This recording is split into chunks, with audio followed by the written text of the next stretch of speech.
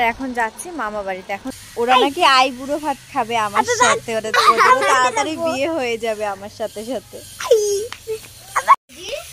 মা তোমার আইবুড়ো ভাতের জন্য এই শাড়িটা দিয়েছে, খুলে দেখো পছন্দ হয়েছে নাকি।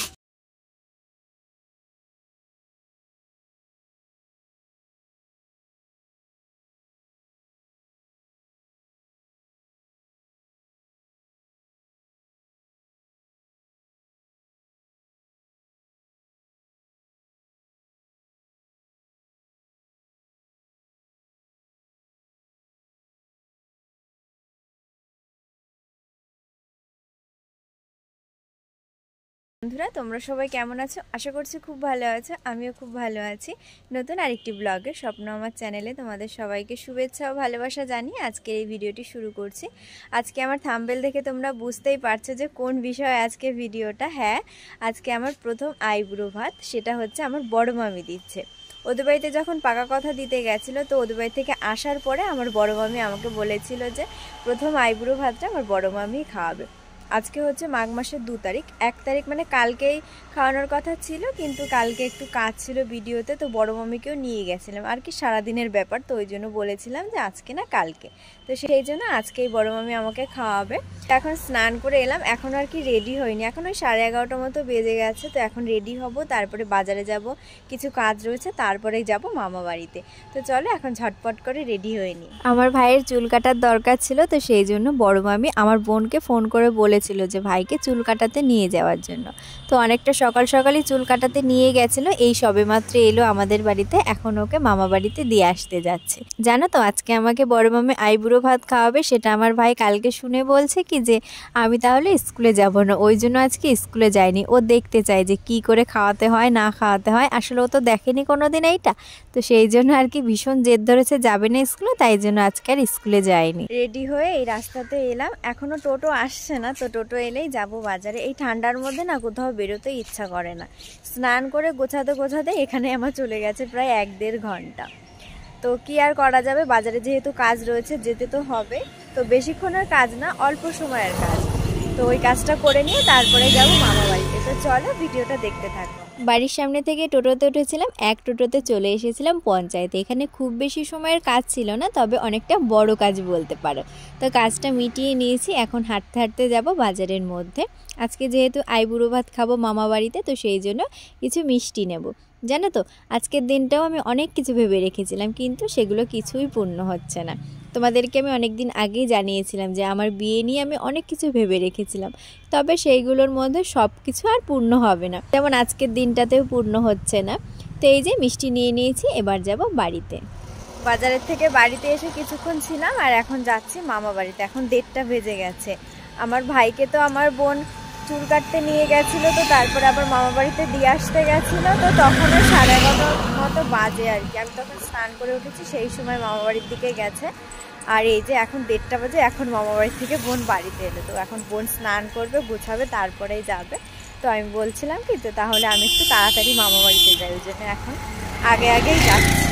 চলো মামা বাড়িতে গিয়ে তোমাদের সাথে আবার দেখা হচ্ছে। মামা বাড়িতে চলে এসেছি, আর এই দেখো দুজন পাগল, ওরা নাকি আইবুড়ো ভাত খাবে আমার সাথে, ওরা তাড়াতাড়ি বিয়ে হয়ে যাবে আমার সাথে সাথে। অনেকের তোমার মিষ্টি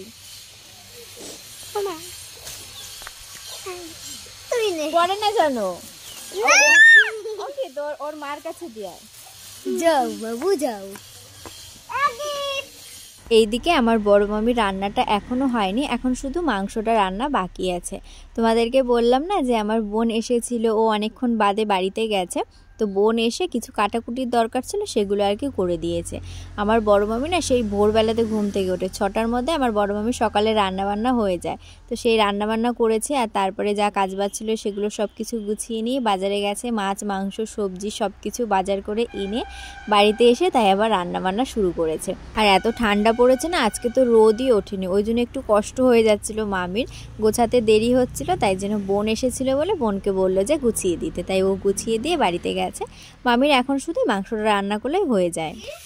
মা তোমার আইবুড়ো ভাতের জন্য এই শাড়িটা দিয়েছে, খুলে দেখো পছন্দ হয়েছে নাকি। লাল হলুদ তো আমার সবসময় পছন্দ হয়।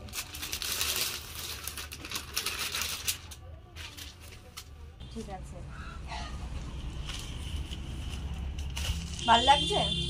পরলে ভাল লাগবে? অঙ্কিত ভাল লাগছে? পরলে ভাল লাগবে তো? হ্যাঁ ভাল লাগবে।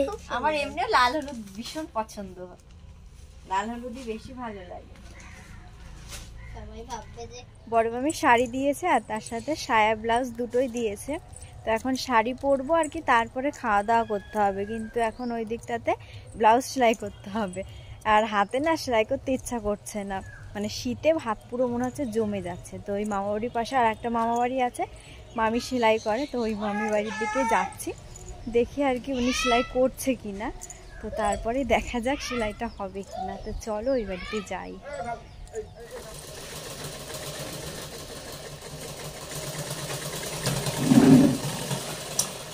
সেলাই করা হয়ে গেছে, এখন যাচ্ছি মামা বাড়িতে।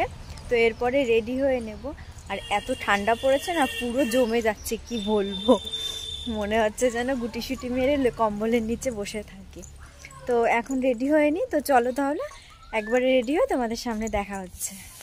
বড় মামি যে শাড়িটা দিয়েছিল ওই শাড়িটাই পরে নিয়েছে, আর হালকা করে একটু সেজে নিয়েছি। বড় মামি আগের থেকে বলেছিল যে শাড়ি পরতে হবে, তো তার জন্য আর কি সাজার জিনিসগুলো নিয়ে এসেছিলাম। আর শাড়ি পরতে পরতে আমার অনেক সময় হয়ে গেছে, আর ওদিকে মামির তো রান্না হয়ে গেছে, অনেকক্ষণই হয়েছে। তো এখন খাওয়া দাওয়া করতে যাবো। আর আমার বোন এখনও আসেনি, ওকে ফোন করলাম, ও বললো যে আসছে আসছে, কিন্তু এখনো পর্যন্ত এসে পৌঁছায়নি। আর এদিকে মামি মানে সব কিছু সাজিয়েও নিয়েছে। তো এখন খাওয়া দাওয়া করতে বসবো।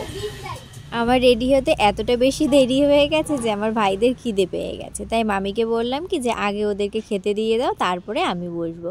তো এখন ওদেরকে খেতে দেওয়া হয়েছে, ওদের খাওয়া হয়ে যাবে, তারপরে ধীরে সুস্থে আমি খেতে বসবো।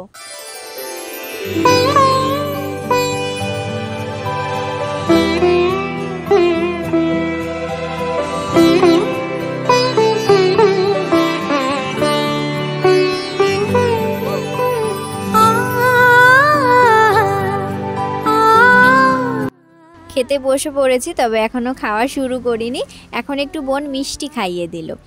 মামি 5 রকমের মিষ্টি সাজিয়ে দিয়েছে, সেখান থেকে আমার ছোটো বোনের একটা মিষ্টি পছন্দ হয়েছে, নিয়ে 1 কামড়ও দিয়েছে। তারপরে বললাম কি যে আমার তাহলে ক্যামেরার সামনে আমাকে একটু খাইয়ে দাও, তাই জন্য আমাকে একটু দিয়ে তারপরে ও নিজে খেয়েছে। আর এই যে এখন ভাত খাওয়া শুরু করে দিয়েছি।